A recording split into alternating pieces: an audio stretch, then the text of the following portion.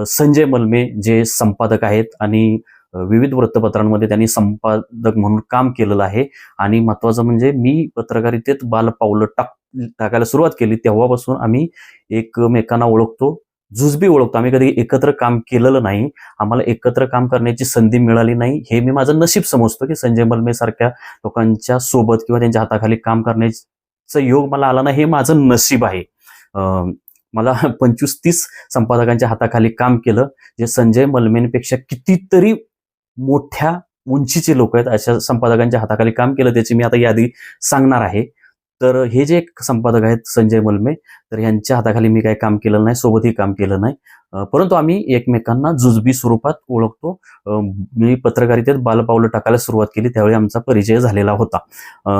परंतु इतक्या 25 वर्षामध्ये त्यांनी मला कधीही फोनवरून किंवा कसंही मला कधीही मार्गदर्शन केलेलं नव्हतं.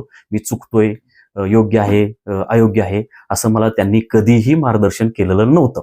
परंतु ज्यावेळी मला तुरुंगात डांबलं गेलं त्यावेळी आदरणीय संजय मलमे साहेब यांना माझ्या पत्रकारितेतल्या चुका दिसल्या. म्हणजे हे कमालच आहे. म्हणजे 25 वर्षात त्यांना माझ्या चुका दिसल्या नाहीत, परंतु मी तुरुंगात गेल्यानंतर म्हणजे कसं की ज्यावेळी माझ्यावर म्हणजे मला ते जंगलातले मी बरेचसे व्हिडिओ बघत असतो, तर मला ते व्हिडिओ मधले काही गोष्टी आठवायला लागल्या की मी एखादा वाघ असतो आणि किंवा एखादा सिंह असतो आणि त्याला 10-12 तरस जो असतो हायना, तरस त्याच्यावर झडप घालतात, भेडियात त्यांच्यावर झडप घालतात आणि त्याला लचके तोडायला सुरुवात करतात. चारी बाजूने त्याला घेरतात आणि वाघ हा वाघच असतो, परंतु तो थोडासा हातबल होतो आणि अशा वेळी एक काही जण हे जे हायनासारखे आहेत ते संधी साधायचा प्रयत्न करतात. माझ्यावरही असेच तरसांनी, तरस म्हणजे प्रतीक म्हणून मी वापरतोय की सरकारमधले जे तरस आहेत, मग त्यात पोलीस खातं असतील, मंत्री असतील, कुणी जे घटक मला ह्या आतमध्ये घालण्यामध्ये कारणीभूत आहेत त्या सगळ्यांना मी म्हणजे ते तरस आहेत असं समजूया.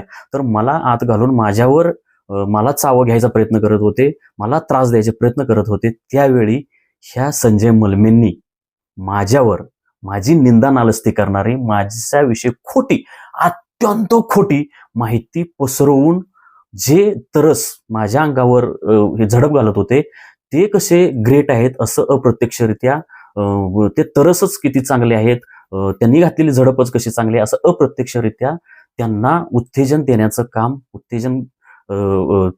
त्यांच्या पापांवर पांघरून घालण्याचं काम हे संजय मलमे यांनी केलेलं आहे.